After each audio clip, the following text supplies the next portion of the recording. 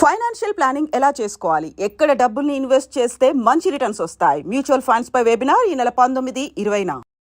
Hello guys, welcome back to our channel. ఈరోజు మనతో ఉన్నారు AMFI certified mutual fund distributor అయిన బోనిగల సలోమన్ గారు. సార్తో మాట్లాడదాం.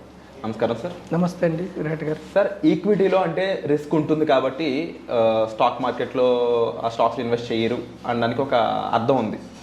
బట్ మ్యూచువల్ ఫండ్స్లో ఆ రిస్క్ అనేది తక్కువ ఉంటుంది అనేది విన్నాను నేను. అయినప్పటికీ కూడా స్టాక్ మార్కెట్లో ఉన్న ఈ మ్యూచువల్ ఫండ్స్ ఏదైతే ఉందో ఈ ఫండ్స్లో కూడా ఇన్వెస్ట్ చేయడానికి ఎక్కువ మంది మొగ్గు చూపించట్లేదు. దీనికి గల కారణం ఏమై ఉంటుంది? విరాట్ గారు మంచి క్వశ్చన్ అడిగారండి. ఇప్పుడు ఈక్విటీస్ అంటే కంపెనీలో ఓనర్షిప్. మనం ఎనీ కంపెనీ డబ్బు సమీకరించుకోవాలంటే రెండు రకాలుగా సమీకరించుకుంటుంది. ఒకటి ఈక్విటీస్, రెండు డెట్. ఈక్విటీస్ అంటే కంపెనీ నుంచి స్టాక్స్ కానీ షేర్స్ కానీ ఇస్తారు. ప్రజల నుంచి, సంస్థల నుంచి డబ్బు తీసుకుని స్టాక్స్, షేర్స్ ఇవ్వటాన్ని ఈక్విటీస్ అంటారు, అంటే ఓనర్షిప్. డెట్ అంటే అప్పు తీసుకుంటారు, కంపెనీస్ అప్పు తీసుకుంటారు. బ్యాంక్స్ నుంచి కానీ, NBFCs, non banking finance companies నుంచి కానీ అప్పు తీసుకుంటారు, ఫైనాన్షియల్ సంస్థల నుంచి. దానికి కానీ వడ్డీ పే చేస్తారు. ఇప్పుడు డెట్ అంటే వాళ్ళకి ఓనర్షిప్ ఉండదు, అప్పు ఇచ్చిన వాళ్ళకి. ఈక్విటీ కొనుక్కున్న వాళ్ళకి మాత్రం ఆ కంపెనీలో ఓనర్షిప్ ఉంటుంది. ఇన్ఫోసిస్లో నేను షేర్ కొన్నాను అనుకోండి, నేను కూడా one of the part owner of Infosys. అయితే విరాట్ గారు, మరి ఈక్విటీస్లో కొన్ని స్టాక్స్ మల్టీ బ్యాగర్స్ అంటే వేలు, లక్షలు, కోట్లు అయిన స్టాక్స్ ఉన్నాయి. కొన్ని స్టాక్స్ కుదేలు అంటే ₹1,00,000, 2-3 వేలు అయిన స్టాక్స్ కూడా ఉన్నాయి. రిస్క్ అంటే ఏమిటి? మనం పెట్టిన ప్రిన్సిపల్ తగ్గటాన్ని రిస్క్ అంటారు ఈక్విటీస్లో సబ్జెక్ట్ టు మార్కెట్ రిస్క్. అయితే మ్యూచువల్ ఫండ్స్ కూడా subject to market risk. First direct ఈక్విటీస్లో రిస్క్ ఎలా ఉంటుందో అర్థం చేసుకోవడానికి, జస్ట్ అవగాహన కోసం నేను ఒక 6-7 షేర్లు చెప్తాను విరాట్ గారు. ఇప్పుడు చూడండి, ఫస్ట్ షేరు ఐడియా. ఒక 6-7 years back idea share 125 all time high. ఈరోజు 2024 ఈరోజు ₹8. అంటే దగ్గర ఎంత 90% మైనస్ అయింది. తర్వాత రిలయన్స్ కమ్యూనికేషన్ 2008లో 800 రిలయన్స్ కమ్యూనికేషన్, ఈరోజు ₹2. అంటే ఈక్విటీస్ ఎంత డౌన్ అవుతాయి లేదంటే ఎంత పెరుగుతాయి అన్నది అర్థంగా డైరెక్ట్ స్టాక్స్లో. మూడవది డిహెచ్ఎఫ్ఎల్ 665, 2017లో ₹665, ఈరోజు ₹16. దీవాన్ హౌసింగ్ ఫైనాన్స్ కార్పొరేషన్, మనం లాస్ట్ ఎపిసోడ్లో చూసాం మనం, ఎన్బిఎఫ్సి క్రైసిస్ వచ్చిందని. తర్వాత jet Airways 1380 few years back, ఈరోజు ₹38. అంటే 90-95% మనీ, ఇన్వెస్టర్స్ మనీ ఆవిరైపోతుంది. కొన్ని స్టాక్స్ అవగాహన కోసం చెప్తున్నాను. జేపీ పవర్ 2008లో 140, ఈరోజు 20.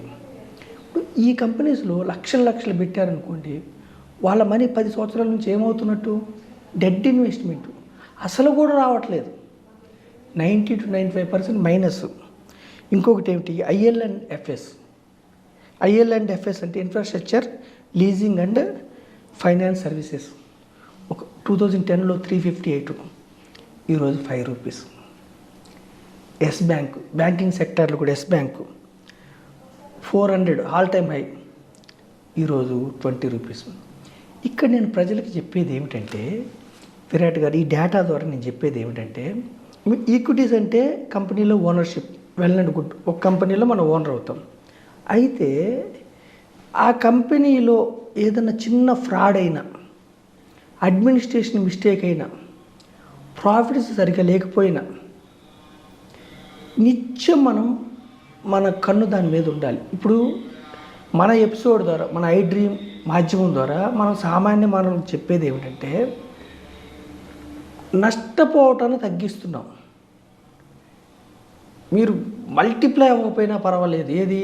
₹10 షేరు, ₹1000, 2000 కాదు, 12%, 15%, 20% దీర్ఘకాలంలో మీరు కరోడ్పతి అయితే చాలు. ఆ అవేర్నెస్ ఇవ్వడానికి నేను ఏం ప్రమోట్ చేస్తున్నానంటే విరాట్ గారు, డైరెక్ట్ స్టాక్స్కి మీరు వెళ్తే ఇలాంటి స్టాక్స్ కూడా వచ్చే అవకాశం ఉంది. ఒక్కొక్కసారి మనం చూసుకోలేకపోతే. ఇప్పుడు ఎస్ బ్యాంక్ ఒకప్పుడు 6-7 ఇయర్స్ బ్యాక్ నంబర్ 1 బ్యాంకు. చిన్న fraud, administration fraud, chairman quit and pro టక్క టక్క టక్క లోయర్ సర్క్యూట్కి వెళ్ళిపోతూ ఉంటుంది. లోయర్ సర్క్యూట్ అంటే ఏమిటి? ఒకే రోజు 10% పడిపోతూ ఉంటుంది. అంటే అమ్మేవాళ్ళు ఉంటారు కానీ ఆ స్టాక్ కొనేవాళ్ళు ఉండరు. అప్పుడు టక్క టక్క పడిపోతూ ఉంటుంది. ఏదన్నా ఈ కంపెనీస్ ఎందుకు దెబ్బతిన్నాయంటే, ఇప్పుడు చూడండి విరాట్ గారు, మనం సామాన్య మానవులు ఎవరికన్నా వడ్డీకి అప్పు ఇచ్చామనుకోండి, లేదంటే ఏదైనా ఫైనాన్షియల్ సంస్థలు చూడండి, ఎవరికైనా సామాన్య మానవులకు అప్పు ఇచ్చినప్పుడు వడ్డీ కడుతున్నంత కాలం వాళ్ళ మీద ప్రెషర్ తీరు. వడ్డీ ఎప్పుడైతే డిఫాల్ట్ అవుతారో వాళ్ళు అసలు కట్టమని ప్రసిద్ధిస్తారు. అంటే అర్థం ఏంటి? వడ్డీయే కట్టలేకపోతున్నాడు కాబట్టి ఇతని ఫినాన్షియల్ కండిషన్ వీక్ ఉందని ప్రెషర్ చేస్తారు. అలాగే కంపెనీసు డెట్ అంటే కొన్ని బ్యాంక్స్ నుంచి అప్పులు తీసుకుంటే కదా, వాటికి వడ్డీ కట్టేంత కాలం ఆ కంపెనీ స్ట్రాంగ్ ఉన్నట్టు. డెట్ ఎప్పుడైతే డిఫాల్ట్ అవుతారో వడ్డీ కంపెనీస్కి అర్థమైపోతుంది.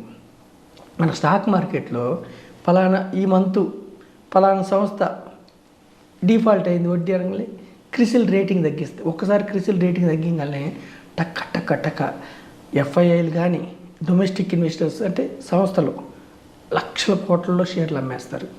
సామాన్య మానవులు మనం అందులో ఇరుక్కొని ఎందుకు పడుతుందో మనం తెలుసుకునే లోపు కుదేలైపోతూ ఉంటుంది స్టాక్. అందుకని నేను సామాన్యమైన ప్రజలకు ఏం చెప్తున్నానంటే విరాట్ గారు మీ ద్వారా, ఈక్విటీ డైవర్సిఫైడ్ మ్యూచువల్ ఫండ్స్. ఇప్పుడు మనం డైరెక్ట్ స్టాక్స్లో పెట్టామంటే ఒక స్టాకే కొనుక్కుంటాం, డైవర్సిఫై చేయం.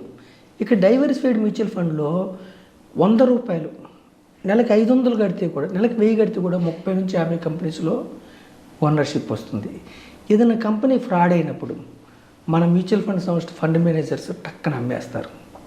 సో డైవర్సిఫైడ్ ఈక్విటీ మ్యూచువల్ ఫండ్లో డైరెక్ట్ స్టాక్స్లో ఉన్నంత రిస్క్ ఉండదు. పైగా 5 years పైన ఉంటే ఇట్లా మీకు కుదేలైపోవటం ఉండదు. పైగా 10 to 12% ఆరాముగా వస్తున్నాయి డైవర్సిఫైడ్ ఈక్విటీ మ్యూచువల్ ఫండ్లు. అంటే నేను సామాన్య మానవులకు నేను చెప్పేది ఏమిటంటే, డైవర్సిఫైడ్ ఈక్విటీ మ్యూచువల్ ఫండ్లోకి మీరు రండి, 30 నుంచి 50 కంపెనీల్లో పార్ట్ ఓనర్ రండి, పార్ట్ ఓనర్షిప్ తీసుకోండి. దీర్ఘకాలం ఉంటే మీ లక్ష్యాలకు అనుగుణంగా మీరు వెల్త్ క్రియేట్ చేసుకోవచ్చు. డైవర్సిఫైడ్ ఈక్విటీ మ్యూచువల్ ఫండ్లో జీరో కాదు, డైరెక్ట్ స్టాక్స్లో కొన్ని స్టాక్స్ జీరో కూడా అయినాయి, కుదేలైనాయి. ఎప్పుడు ఏ స్టాక్ దెబ్బతింటుందో మనకు తెలియదు. కాబట్టి ఆర్డినరీ పీపుల్, సామాన్యమైన వ్యక్తి లేదా బిజీగా ఉండే వ్యక్తులు ఈక్విటీ మ్యూచువల్ ఫండ్స్ ద్వారా మీరు సంపద సృష్టించుకోండి. మీరు రీసెర్చ్ చేసుకొని టెక్నికల్ అనాలిసిస్, ఫండమెంటల్ అనాలిసిస్ చేసుకుంటే డైరెక్ట్ స్టాక్స్లోకి వెళ్ళండి.